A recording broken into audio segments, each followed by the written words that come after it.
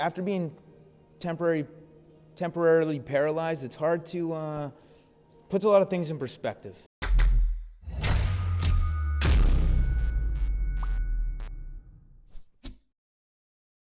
You're just talking about cats here. Yeah, I don't know if it's a Canadian thing, if it's a Calgary thing, if it's a Hart family thing, or a combination of all those. So I live in Fort Lauderdale, which is where your cat breeder is. yeah, she's like just outside there. Yeah, so I have 4 cats from her. Natty's sister has 2 cats from her. Kalisto has 2 cats from her. Kevin Owens currently has 1, looking to get 2. You're the WWE cat hookup right here. Yeah, I got the hookup. If you need it, slide in those DMs and I'll hit you with the cat hookup. What makes these cats so special that you'd want to travel all the way to get them? Dude, so actually the Total Divas cast is the first people who found her when we had to put our cat down, Gizmos. So then, I don't know what it is. Her cats are amazing. And one of the times when we went there to get a cat, she pulled out these other little kittens that were like days old. So I think she just handles them the whole time. And like she'll like wash them in the sink and stuff. Like, so like and then I end up breaking them out of that habit. But by the time you get them from her, they have no fear. They're not no fear of water. They're, like I said, they're being washed under a sink, in a kitchen sink. So like she takes crazy care of them. When you're on the road, who's taking care of 5 cats that you have? Natty's mom happily does it. They love her, man. They hear her come in, they like run to the door. For real, they'll be sleeping with me. They'll hear their garage. They know that like their grandma's there, so they even leave me alone for a bit. So what we saw in Total Divas with the cats, that's legit. Yeah, that's totally legit. So for some of the other stuff on Total Divas that might not be legit, that part was. Oh, the cat stuff's on the level. The rest of it, they're like, okay, TJ, we need you to say this and do this. No, you want to know the funny thing? There's a lot more, like real stuff happens on that show than you would expect. And I think that's not. If you combine 7 girls together, you're gonna get some drama. And when like everybody's not, it isn't like we're locked together. But like for example, we went to Curacao a couple years ago. We're all like in Curacao in this little spot together. And like we're just there for 2 days and like just around each other. Stuff's gonna eventually start happening. But they do create some scenarios for you. I think the power of editing helps a lot. You think? Yeah. Yeah, it's like I've said something, and then like when I watched the episode back, I was like, yo, what? Like I explained myself, but it didn't make air. So. Have you had times, and they do this a lot in reality television, they call it the Frankenbite, where you'll say something in one episode, something else in another episode, and something else in another episode. They'll put those 3 sound bites together to make one sentence. I luckily haven't been a victim of that. I have a great relationship with the crew, all of them, for everybody, from the lighting guys to the producers. So far, so good. And it's been 5 years now. Yeah. So yeah, it's all good. I get along with them. They're great. Yeah, that's awesome. I can't complain, man. How often do you actually see Natalya? I mean, there was a period where I didn't see her that often, a day and a half a week for a little while. Wow. Yeah.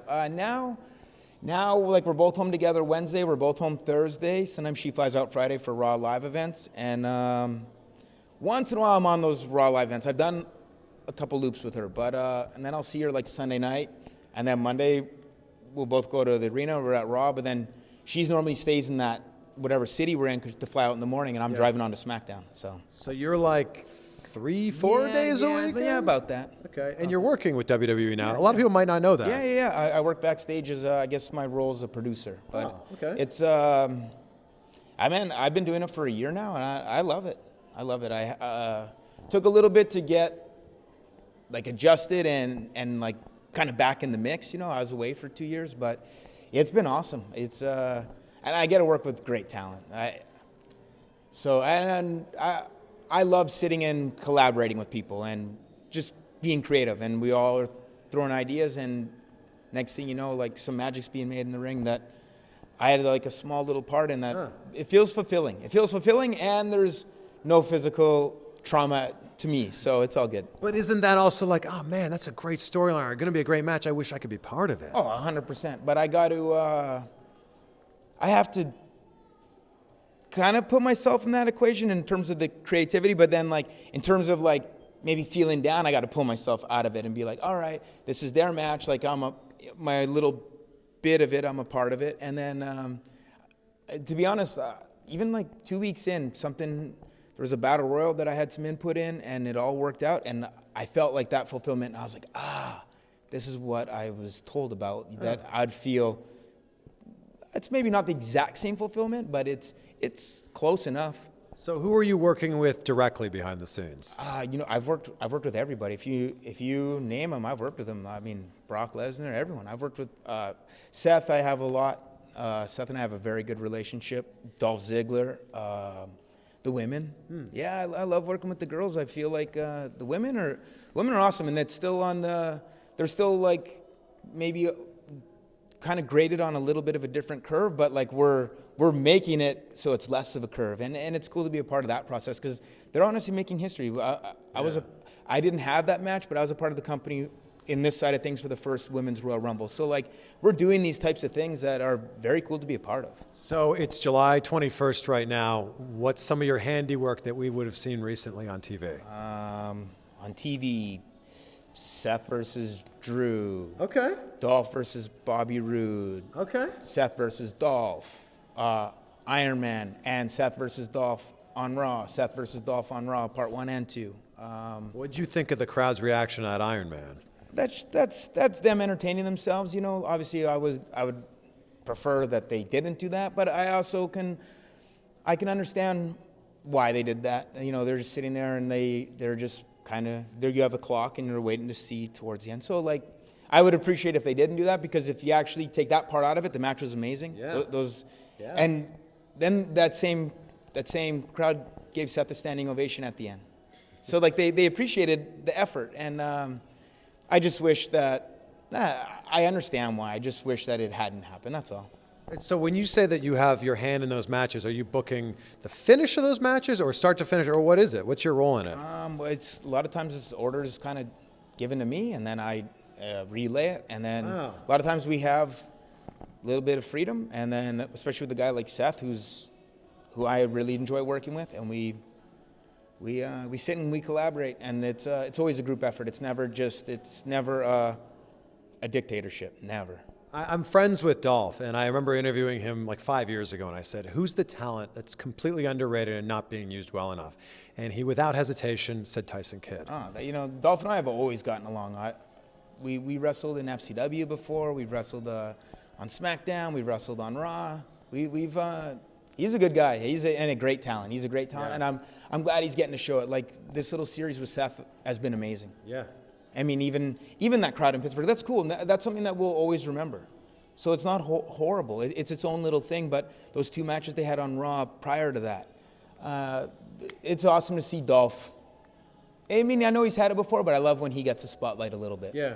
I feel like, and he's said this to me many times, he said, if I was 3 inches taller and weighed 30 pounds more, I would have been the champion 5 times. Sure, and or if he was coming in now.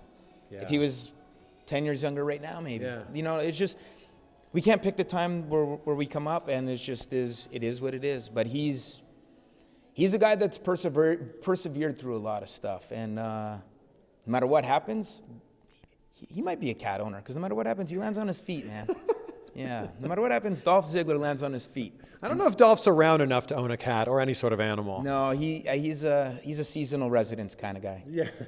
Standing here in front of me right now, how is your health? How do you feel? I feel great. I haven't been slammed in a ring in 3 years, so it's all good. No, I feel really good. I just try to listen to my body. I try to train. I train every day, especially like days when I fly. First thing I get off the plane, I try to work out. It helps me feel good, and I always just say it helps like my blood flow and like. But I feel good. I wake up. I'm not in any pain. I feel, especially, I got a lot more range of motion back than the doctors thought, and in my neck. And so I have nothing to complain about. Like, I would never know, standing here talking to you, that you would have had an accident like that. There's no residual effects from it? I mean, maybe down the road, but as I stand right now, I always have had a high pain tolerance. Like, I'll get tweets sometimes like, oh, you had so many careers in your injury. It's like, well, not really. I wrestled 20 years, I had 1 knee surgery, then this. Yeah. But in 20 years, I had 1 knee surgery. Yeah. So No, I have a pretty high pain tolerance, actually. And when I tore my knee, I wrestled the next day still. So I basically dislocated my entire knee. Anyway, my point just being, I try not to let something get me down. If it's not going to, like, pin me down and hold me down, then I'm not going to let it keep me down. Is there anything that has prevented you from doing in your day-to-day life? In my day-to-day life? No. I mean, obviously Are there movements of the gym you can't do anymore? No. You want to know what's the weirdest, kind of the hardest thing? The hardest thing is, like, and it sounds so vain, is like maybe doing like curls or something and trying to, like, if the mirror's to the side, like, and have that profile.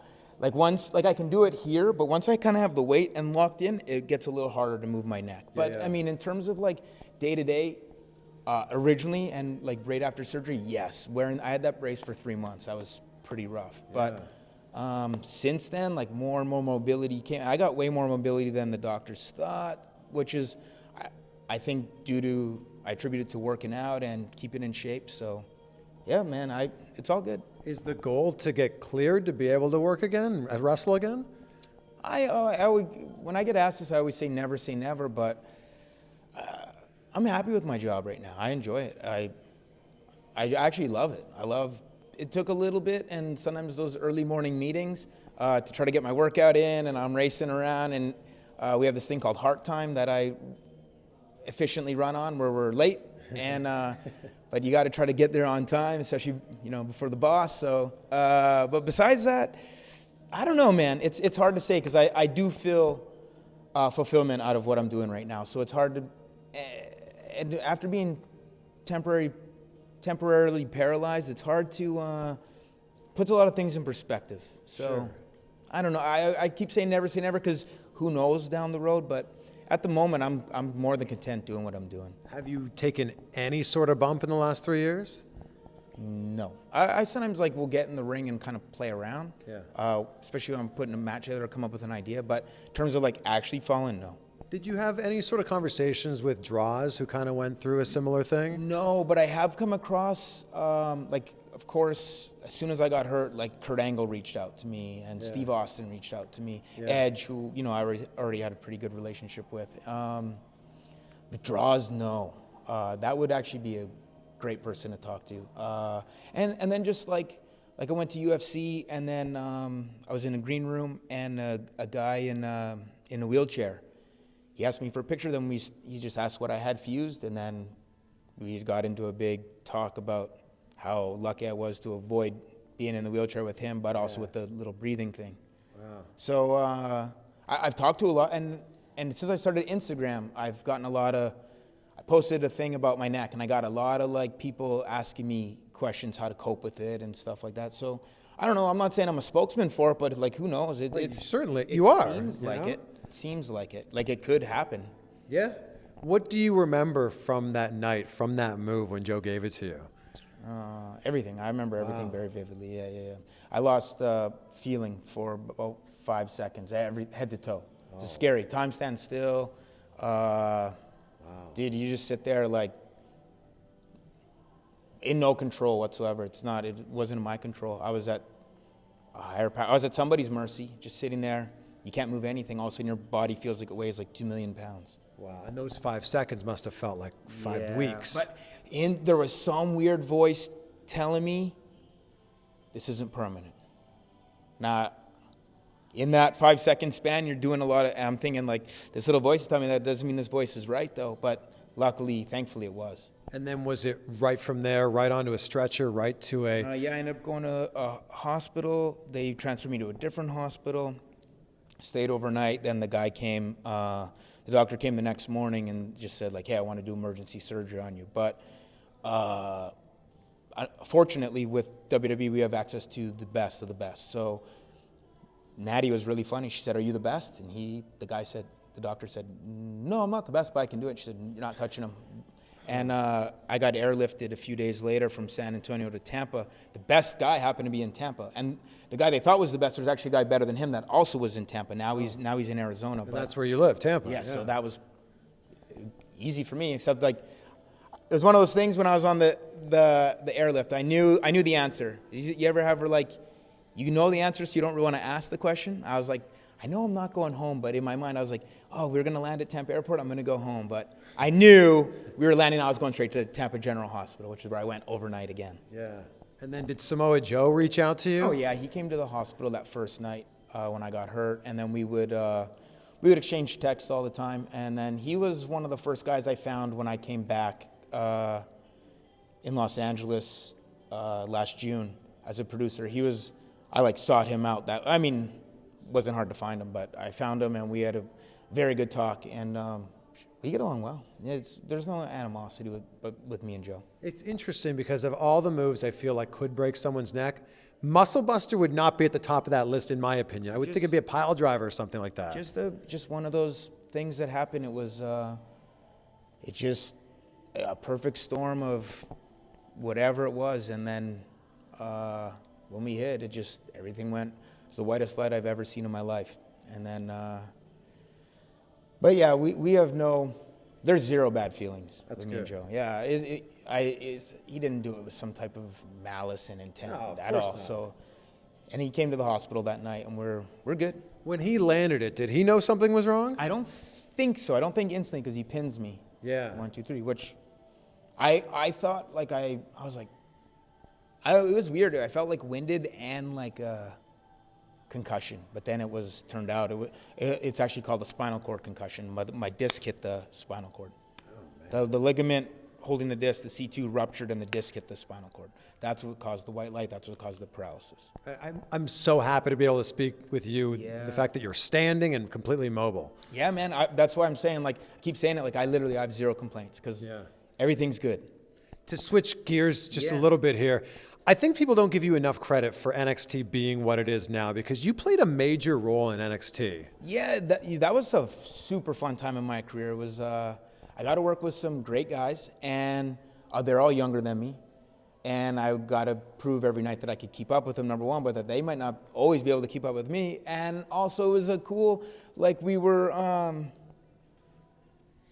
think the way that we should be, we're kind of competing with each other, and going out there and trying to do the best we could every single time. I'd wrestle sometimes 4 times in a taping. Wow. I remember one taping where I wrestle myself and Justin Gabriel against Hideo and Finn. That was Finn's first match in this company. Then I wrestle CJ Parker, the Juice. Then I wrestle Finn in a singles match. Then myself and Breeze against Hideo and Finn. Wow. The tapings last a little under 4 hours, so 4 matches in 3.5 hours, 3:45. Man, what do you think of what NXT's doing now? Amazing. It's crazy that now it's a full touring brand. It's really the third brand. It's not. Yeah. It's no longer developmental. There's the Florida Loop, and then the people that are learning brand new at the PC. But then there's that group that are all over the place. Europe. Australia, Japan, they're everywhere, man, all over domestically. It's crazy. And then you watch those takeovers and you're like, yeah, okay, I get it. These guys are awesome. Yeah, and you had a great run with Cesaro and Kidd. Yeah, so that's the thing that gets brought up to me the most, which is awesome. Yeah. And the funny thing is, we teamed up for 6 months. I just did Sheamus's workout, and he was saying to me, he's like, yeah, you guys teamed up for a year and a half. I said, dude, it was 6 months. Literally. December 1st to June 1st. It's 6 months. That's when you know you got lightning in a bottle, though. Yeah, and so someone was saying to me today, oh man, I'm sorry you got hurt during that time. And I was thinking yeah, okay. I mean, I agree, it's never a great time to get hurt. But I'd rather have gotten hurt when people saw it at the top, rather than say 6 months later and maybe it's fizzled out. Or 6 months later, I know with Cesaro we wouldn't have fizzled out, but I'm just saying, or 6 months prior. So, I didn't pick it, and I'm not happy that it happened. But at least it was when I was at the top of what I was doing. So it leaves a good taste in your mouth. It's not who cares? He sucked anyway. What do you think of what Cesaro's doing now? Man, he and Sheamus, they've been tagging for a long time. Yeah, more than 6 months. Yes. I think for over a year and a half, maybe. Coming on 2. I think SummerSlam is getting close to 2, or maybe. But they're doing awesome. Right now, they got moved to SmackDown, and they haven't really been on as much. But on the live events, when we were just in Japan, they were awesome. They were on fire, and they were killing it every night. So just a matter of time before sometimes a little break from being on every week is not a bad thing. Yeah. When you look back at your career, what's your favorite match? My one favorite match? It'd be like asking you what your favorite cat is. I'm sorry. Oh, no. My Paz probably watches. He's the one. Man.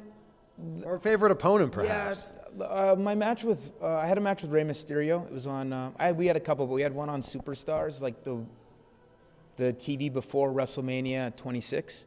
And we had like 15 minutes, 18 minutes, and like Ray had a WrestleMania match with Punk coming up, and man, he wanted to go in there and tear it down, and I feel like we did, and we were in San Jose, so we're in California, which is, you know, he's not from too far from there, so it was awesome. It was man, I remember like Jack Lanza coming up to me like a couple days later, and and he's like, man, I really liked your match with Rey Mysterio, and I was like, you know who I am? And so it was cool to like, I got so much praise from this one match. Like, wow. The Usos are another one that like I love wrestling, whether it's with D.H. Smith or whether it's with Cesaro. I thought we had great chemistry. I had great chemistry with those guys from day one. Trent Beretta, Ziggler, Cesaro. Like we had that triple threat on SmackDown right before Cesaro and I started teaming up. And that was in Liverpool. It was so fun. I watched that match. When I got hurt, people would come visit me. Then they'd want to watch, well, I tell them they'd want to watch my matches anyway. And I would, so like when I was hurt, I'd watch like the takeover match with Neville, another one of my favorite opponents. Yeah. Then I'd watch the Fatal 4-Way takeover. Then I'd watch the triple threat with Ziggler and Cesaro and a bunch of the tag matches against New Day. Like all those matches in that last 8 months, a year were so much fun. I felt like they all were awesome. How long were you in the hospital for? So I was in San Antonio from Monday night, then they airlifted me Thursday. I came to Tampa, then they kept me overnight, and then they let me go and scheduled the surgery for a couple weeks later. Oh, so you weren't watching these matches in the hospital? No, okay. This is at my house on the network. I got it. Yeah. On the WWE network, yes. I'm all over that thing. You can find me everywhere on the network. So we got SummerSlam coming up. Yeah. Are you booking some matches for that? I'm sure I'll have something. I don't know what I have yet. I don't know the card yet. Like you said, it's July 21st. I honestly do not know the card right now. I don't know that anyone knows the card yet. But in a perfect world, if Seth's on there, just keep me with Seth because he keeps making me look good. Oh, so okay, and you're making him look good. It works perfectly. Yeah, I mean, I contribute a very small amount. He's the architect for a reason. When you say that you have to get to work early and get there before the boss, who's the boss that's showing up? Is it actually Vince? Yes, he's the boss. When really? The buck stops with Vince, yeah. Is it Vince and Triple H in these meetings? Sure, yeah, and Kevin Dunn. It's like, wow. Yeah, we're all in there, but like Vince is, that's what makes him very different and very special. He's a lot of guys in his situation might own an island somewhere and you never see him, and this guy's at work every week in all these different cities. And he wears a suit to work every week? He never. Only sometimes at the hotel, like 2 or 3 a.m. when he's going to work out, do I see him in something different than his. At 2 or 3 a.m. he's working out. Yeah, this guy's something else, man. I'm not joking around. I'm not just saying it. He's very inspirational. I'm like, how's this guy at 72 going to work out at 3 a.m.? Wow. And like when I come downstairs and either I'm checking it or he'll work out real early in the morning. Sometimes I'll come downstairs and I'll see his trainer down there. And then we'll talk a little bit. And then I know that like, he's going to be a little late for the meeting because I know he's going to the gym first with the trainer. So I know like, okay, I got a little bit of extra time. What do you feel that you've learned from working behind the scenes, perhaps from Vince or from anyone else? I've learned to, if you put yourself in the audience's shoes, you can never go wrong. And I've now learned what it means to slow it down and a little bit more of like less is more in terms of cameras and getting the proper shot and telling that proper story. If it's moving too fast, we can't always catch that shot and we can't hear that story or see that story on your face. But if everything's, there's a happy medium, but if it's at that perfect pace, we can get everything and you can encompass everybody. And so that's something that I've really, really learned. And I've spoken with Johnny Laurinaitis about it, that I think one talent a week should just put on that headset and come and sit back there and just, and he told me they used to do that. And I think it'd be a good idea, especially for a guy like, I'm not saying that, but like a Ziggler and a Seth and a Roman and Braun and these guys, and just 1 week just sit and then those guys already have it figured out. I'm just saying, but maybe even something else clicks for them. I don't know. Like I just named guys that I have no complaints about whatsoever, but sure. I'm just saying, like, I learned something, like, even that first time I ever put on the headset and sat, because my first couple weeks I just would sit with I didn't really have a match. I just would sit with the headset on for like a whole 3-hour Raw. And I was like, you hear, like, directions being given and what Vince's thoughts might be on something, and you're like, it really opened your eyes. So who's in the headset? Are you hearing Vince? You're hearing the director? Are you also hearing commentary? Commentary is playing on the TV. It's not playing in the headset. So who are you hearing in the headset? Vince, Hunter, Road Dogg, Kevin Dunn. Wow. Yeah. And are they taught? The ref. Oh, you hear the ref? Yeah. Ref wears a mic? Yep. I did not know that. Yep. Wow. So and it's Vince is actually speaking to Cole and telling him some of the things to say, I believe. So those, like, if he does that, I can't hear when he speaks to okay. Cole. I just hear when he speaks to me. Oh, okay. So are you on headset all the time now? I'm on headset, like, during my match. I'm on headset. Oh, wow. This is very fascinating to learn, like, how it works behind the scenes. It's so WWE is so unbelievable. Like, when you turn on the TV and you just see the product, you just think, oh, it's just in ring. But there's so much to what we do, and, like, if you'd asked me 3 years ago, I wouldn't have been able to tell you just how much. But now I probably still don't fully understand, but I have a better grasp than I did before. It's insane. You don't have to tell me specific names or specific matches, but are there times when on the headset they're like, I can't believe the crowd's doing that, or I can't believe this? Yep. I mean, it's like anything, but like there's times where, like, I'll get told, like, maybe not by Vince, but by someone else, like, hey, like, that didn't fit there, or hey, I think he should be fighting back right there, or whatever. Mm-hmm. So I'll just make a note, and then when the guys come to the back, I'll always hit them with the positive first, because when you're out there, you're opening yourself up emotionally. So when you first come to the back, it doesn't just turn off. It's a cool down. Yeah, of course. Think if you've ever been in an argument with someone, the second the argument's over, you're not just cool down, you're still, takes a minute. Yeah. So I'll try to hit them with the positive, and then give it a beat, and then, like, oh, just so you know, like, this was brought up, but overall it was great, this. And but aren't they calling some of that themselves in the ring? Yeah. Oh, okay. No, yeah. So that could be on them and not on you. Yeah. And then it's just my job to kind of relay it to them. Are you wearing a suit to work all the time now? Yeah, I wear a suit, and then I get and then I get changed into this. Once the meetings are done, I get changed into this, and then back into the suit for my match, and then drive to SmackDown. And I do want to say thank you so much, because when I walked up to you to say hello, you were like, I watch your interviews all the time. You're the real deal. Dude, I was home for 2 years. I watched a ton of YouTube. My Apple TV's hooked up. I mean, I can only watch my own matches for, 6 of those months, and then I got to watch other things. But I watched a lot of your interviews. I watched a lot of, like, Sam Roberts. I watched, like, a bunch of different, like, I found myself watching a lot more interviews and stuff like that, more so than action. It really is interesting, these interviews, especially when you can go 20, 30 minutes like this, where you get to really learn about the person as a person, not just what you're seeing in the ring. No, and I think, like, there's so many layers to all of us. Like, even like right now, I'm starting a supplement company. And, like, if you just saw me... What's it called? Workhorse Fitness Products. There we go. And if you were just to see me, like, wrestle the match with Ziggler and Cesaro, you don't go, oh, that guy has a supplement company too, and he's on Total D. Like, if you just turn on the TV, you don't know these things. There's so many layers to everybody that I think it's cool. That's why, like, when we're getting the okay to do this interview, I was like, oh, I hope that we can, because I like speaking about what I'm doing now, because I'm happy, and I think, WWE gave me a great life over these last. I've been here 11 years. Wow. I got signed the end of 06. But I finally got my work visa and stuff about March 07. So with the role you're in now, are you under contract? Yeah. Okay. Yep. Similar contract to what you had when you were in ring? Yep. It's just that now I'm listed as an employee. But you're on the website. You were on the website in, like, the Legends section. Yeah, the alumni, right? Yeah. Yeah. So it's cool, man. I get to be a part of so of course I love the time in the ring. There's no doubt. If you ever watched me perform, that's where I was at my best. Yeah. So I definitely miss that. But the fact I'm able to contribute and help the future as much as I can help them out.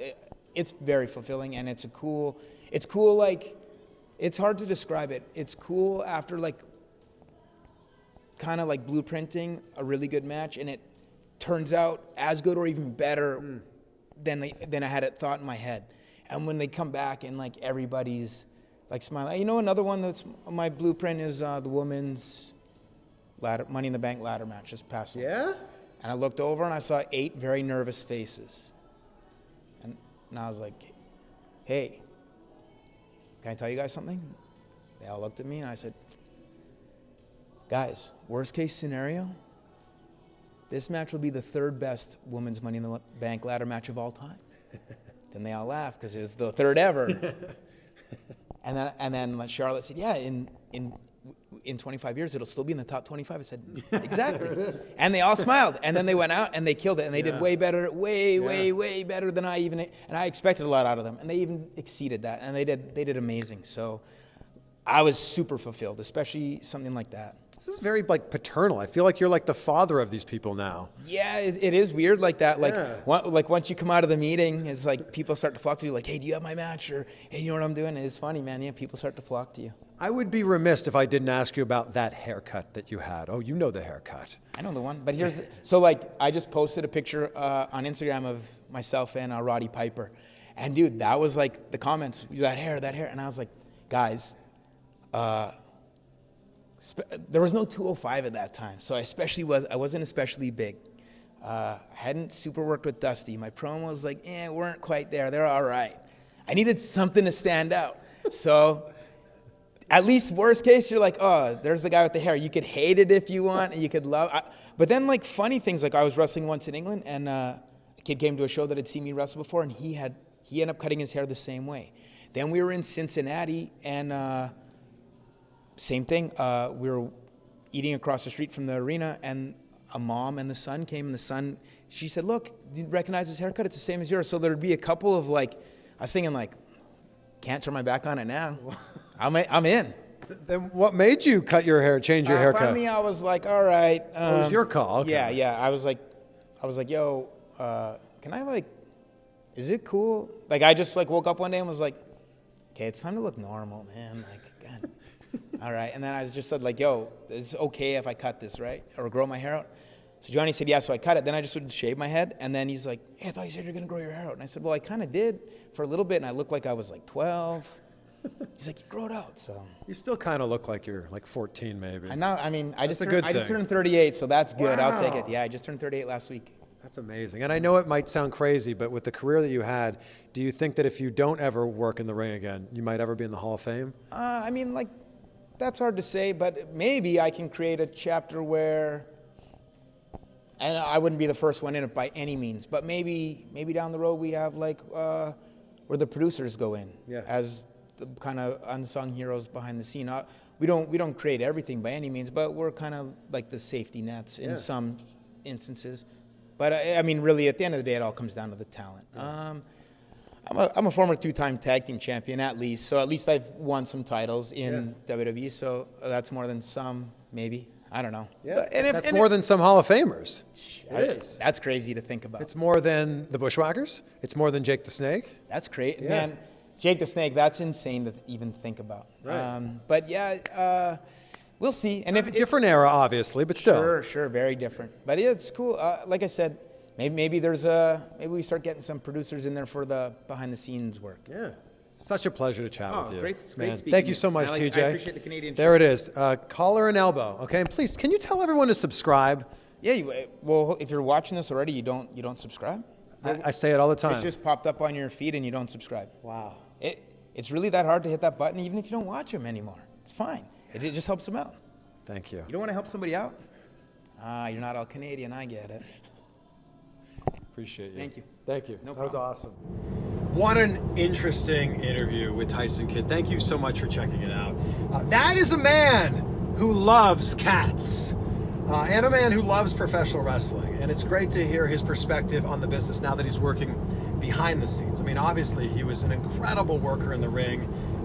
He suffered that very unfortunate injury and that accident with Samoa Joe. And it was so interesting to hear his take on that. But He loves what he's doing now, and he loves where he's at in the business. And don't worry that my hands aren't on the wheel. We're in autopilot right now. But it's a great chat, 34 minutes. So thank you for watching the whole thing and sticking around to hear me talk now as well. If you're a subscriber, thank you for subscribing. We've got some more interviews. We were at an event called That Wrestling Event in Orlando. We're driving back now to Fort Lauderdale, where I live. If you aren't a subscriber yet and you're still watching this and you still haven't subscribed, even though Tyson Kidd asked you to subscribe, please subscribe. The button's right down there. Thank you guys, and we'll talk to you soon. Hands free!